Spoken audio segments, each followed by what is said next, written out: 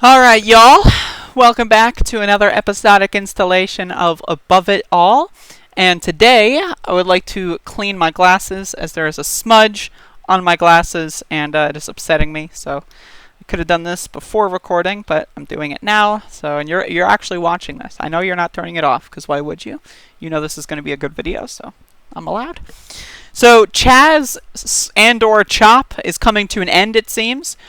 From what I understand, protesters were protesting the mayor, and the mayor decided to go full cuck mode and just order the police department to go through and just steamroll everything. And so for this video, I would like to less talk about this and more talk about the experiment of Chaz. Throughout the first week, it was actually a very, very tip-top thing.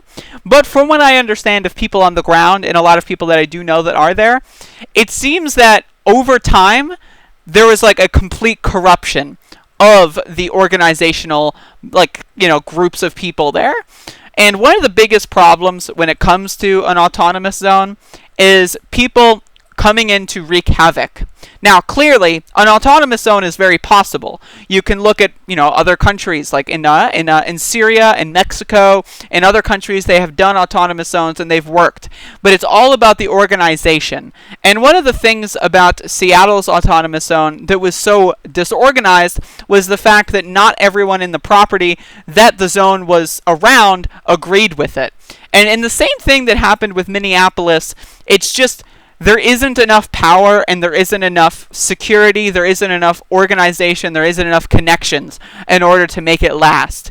And so over the course of, I think it lasted like a month, over the course of like the first week, everything was actually relatively good. Things were happening, people were making connections.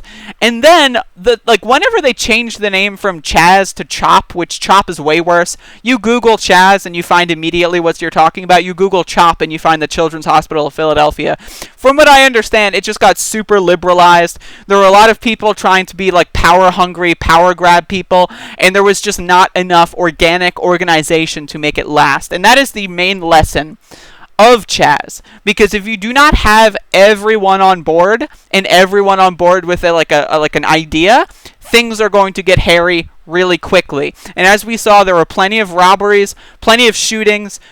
I've seen reports of abductions. Things just aren't good when everyone doesn't have the same goal. And that's the problem, is because there would be all these fascist gangsters that would roll in and start shooting at people. And yeah, like that, this isn't the Wild West. And that's kind of the thing, is like this is in the middle of like a city. Like an autonomous zone is much easier if you've got an entire city, or if you've got like a farmland, if you've got that kind of stuff. But taking city blocks, you need to be very well organized. And the thing that I'd like to say is, again, it's incredible that it did last so long. But again, you could definitely see the reason why I stopped covering Chaz so much was because it started to get fully cringe. And I made a few videos about it, but it's like one of the things where it's like, again, the leadership, just like there is no leadership. That's the whole point. And so when you have all these individuals trying to say, I'm the leader, and then all these groups that say, we are going to speak for everyone else, that gets really hairy really quickly. And again, there just wasn't enough organic people there that had the interest and had the skills required. But the thing is, this is an experiment. Obviously, from the get-go, everyone knew that this wasn't going to last forever. Again, the idea that it lasted as long as it did, and I would say it lasted in its main form maybe a week to 2 weeks maybe. But the idea that it lasted as long as it did is pretty incredible. And the connections that were made are going to need to last, and they're going to need to be put into the future if things like this are going to happen. But again, that's the thing, is this is just a project. And I'm going to make another video about this, but there's also people still trying to do this in New York. I've seen multiple attempts outside the White House. I've seen, all over the place.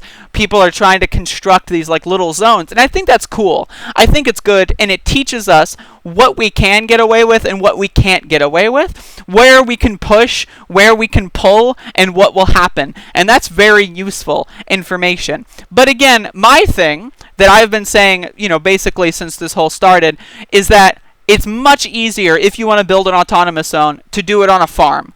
If you've got property rights, then the government doesn't need to go there. If you've got enough people, if you've got if you've got a farmland, you get like 30 or 40 people that are on board, have all the same mission, everyone's in agreement. That's how you build an autonomous zone that can last.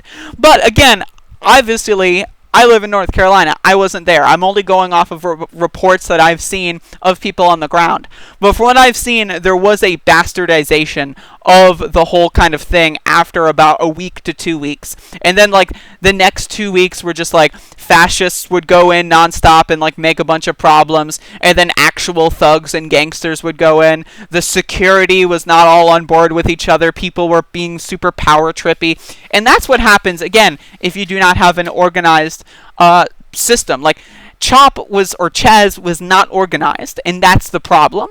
You need to have organization. Everybody on the ground needs to be in complete agreement, or at least in complete agreement with what they're going to do in the zone for it to be successful.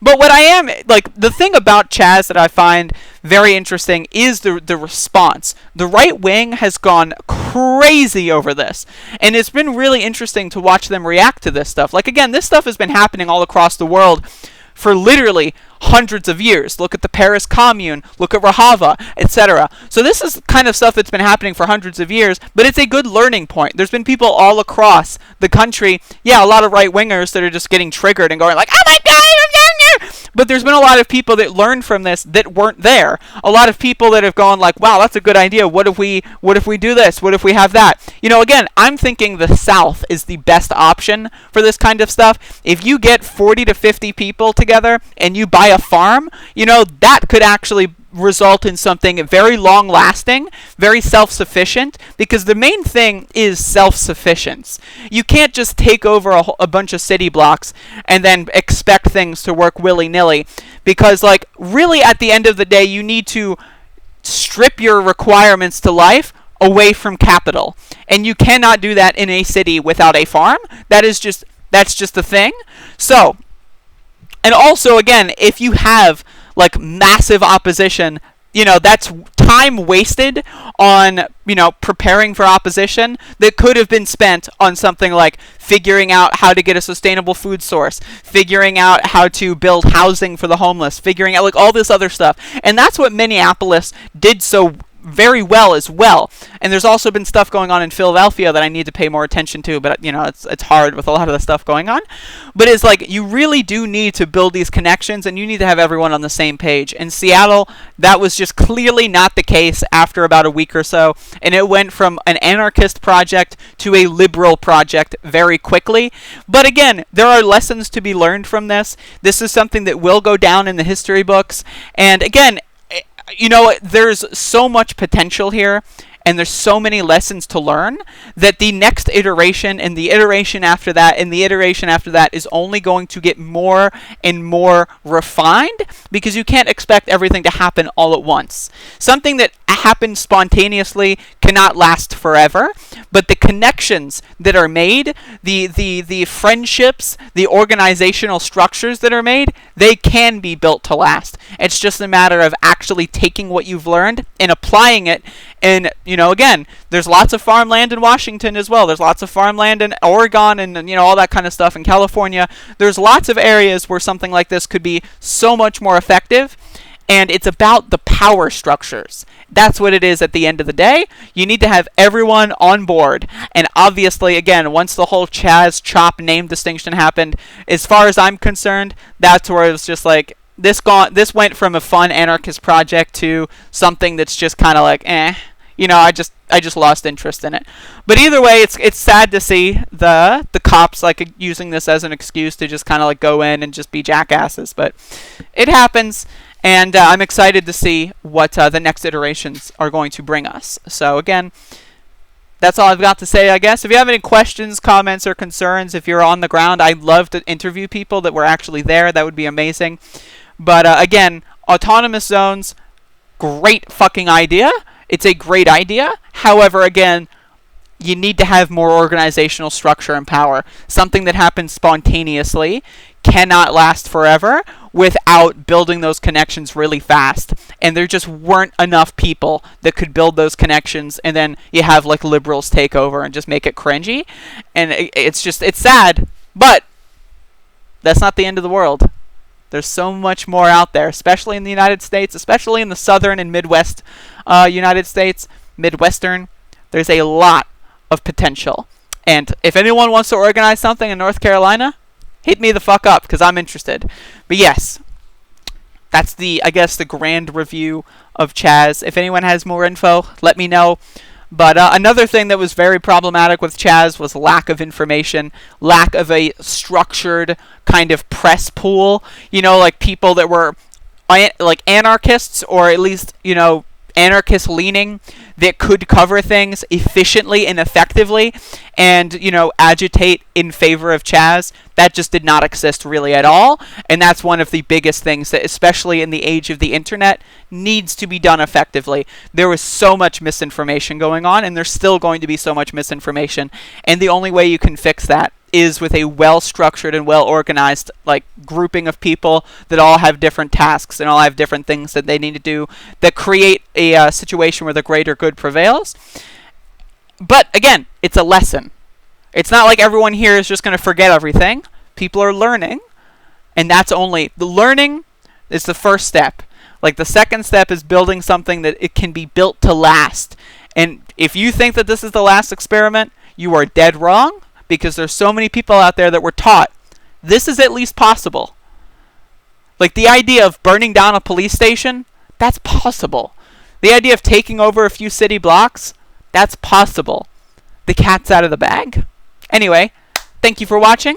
I'll see you again soon. Have a good day.